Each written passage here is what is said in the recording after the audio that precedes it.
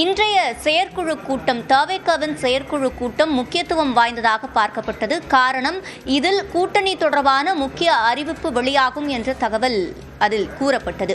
அந்த வகையில் தற்போது பல்வேறு தீர்மானங்கள் நிறைவேற்றப்பட்டிருக்கின்றன. முதலாவதாக கவனிக்க வேண்டியது விஜய் தான் தவேகவின் முதலமைச்சர் வேட்பாளர் என்று கூறியிருக்கிறார்கள்.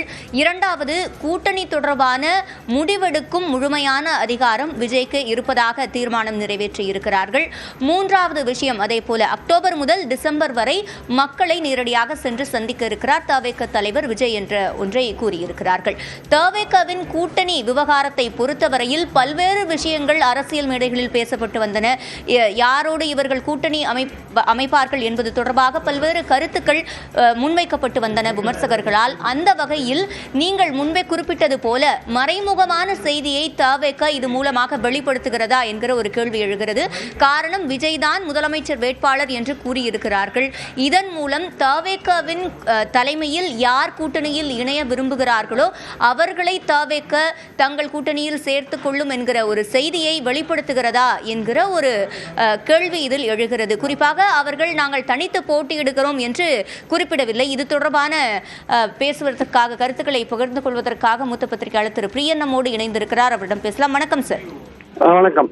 தற்போது முதலமைச்சர் வேட்பாளராக தவேகவின் முதலமைச்சர் வேட்பாளராக விஜய் தேர்வு செய்யப்பட்டிருப்பதாக தீர்மானம் நிறைவேற்றப்பட்டிருக்கிறது. எப்படி பார்க்குறீங்க? அதாவது தவேக தனித்து களம் காணுவா அல்லது கூட்டணி அமைத்து களம் காணுவார்களா அப்படின்ற ஒரு விஷயம் தொடர்ந்து கொஞ்ச நாளாவே அடிபட்டு கொண்டிருக்கிற ஒரு விஷயம். அதாவது முதல்ல விக்கிரவாண்டியில அவர் பேசும்போது என்ன சொன்னார்னா, நம்மளை நம்பி வருபவர்களுக்கு அதிகார பங்களிப்பு அப்படின்ற ஒரு விஷயத்த அவர் சொன்னாரு. ஸோ அவர் அதிகார பங்களிப்புன்னு சொல்லும்போது நிறைய கட்சிகள் அதுக்கு ஆர்வப்பட்டு ஒரு தமிழ்நாட்டு அரசியல் உலகத்துல அது ஒரு பேசுபொருளா மாறினதை நம்ம பார்த்தோம்.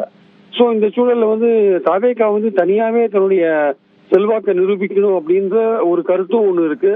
அதே சமயம் இல்ல நம்ம தனியாவே களம் காண்டா நம்ம ஸ்பாயிலரா இருப்போம், மற்றவங்க வெற்றியை தடுப்போமே தவிர நம்ம வெற்றி பெற அளவுக்கு ஒவ்வொரு தொகுதியிலும் வாக்காளர்கள் இருப்பாங்கன்னு சொல்ல முடியாது. ஒரு சட்டமன்ற தொகுதியில குறைஞ்சபட்சம் ஒரு 1.25 லட்சம் பேர் ஓட்டு போட்டாதான் வெற்றி பெறுவதற்கான வாய்ப்பு இருக்கிறது. 30,000 40,000 பேர் இருந்தா கூட வெற்றி பெறதுக்கான வாய்ப்பு இல்லை. பட் வேறொரு வெற்றியை தடுப்பதற்கான வாய்ப்பு இருக்கிறது. அப்ப ஸ்பாயிலரா மாறதுக்கான வாய்ப்பு இருக்கு. சோ இந்த விஷயத்துல விஜய் அவர்கள் மிகவும் தெளிவாக அவர் தான் முதல்வர் கேண்டிடேட் அப்படின்னு சொன்னதுக்கு பிறகு இங்க இருக்கிற மற்ற கட்சிகள், குறிப்பாக அதிமுக போன்ற கட்சிகளுக்கான வாய்ப்பு இங்க இல்லைன்றதை நம்ம பார்க்கிறோம். ஏன்னா அதிமுக அந்த அணியில இணைஞ்சா அதிமுக ஒரு பெரிய கட்சி. அதிமுக எடப்பாடி அவர்கள் முதல்வராக ஏற்கனவே இருந்தவர். சோ அவருக்கான வாய்ப்பு தான் அவங்க அந்த கட்சி விரும்பும். ரெண்டாவது எந்த விதமான ஒரு செல்வாக்கும் நிரூபிக்கப்படாத சூழல்ல தன்னை நம்பி வர கட்சிகள்கிட்ட தான் தான் முதல்வர் என்று விஜய் சொன்னால் அதை அந்த கட்சிகள் எந்த அளவுக்கு ஏற்றுக்கொள்ளுன்றதை சொல்ல முடியாது.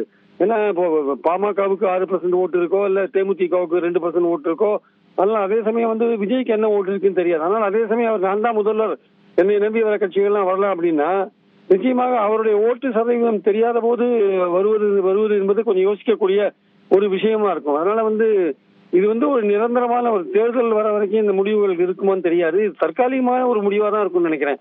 தேர்தல் இருக்கும்போது அவர்கள் தேவைக்கேற்ப கூட்டணி அமைத்துக் கொண்டு தங்களோட கண்டிஷன்ஸ் எல்லாம் கொஞ்சம் மாத்திப்பாங்கன்றதான் என்னுடைய கருத்து. இது அவங்க தற்காலிகமான ஒரு தீர்மானம். தேவைக்கேற்ப, சூழ்நிலைக்கேற்ப தேர்தல் இயக்கத்தில் பல மாறுதல்களை அவர்கள் கொண்டு வரலாம் என்பது என் கருத்து. இணைப்பில் கருத்துக்களை பதிவு செய்தமைக்கு நன்றி திரு பிரியன்.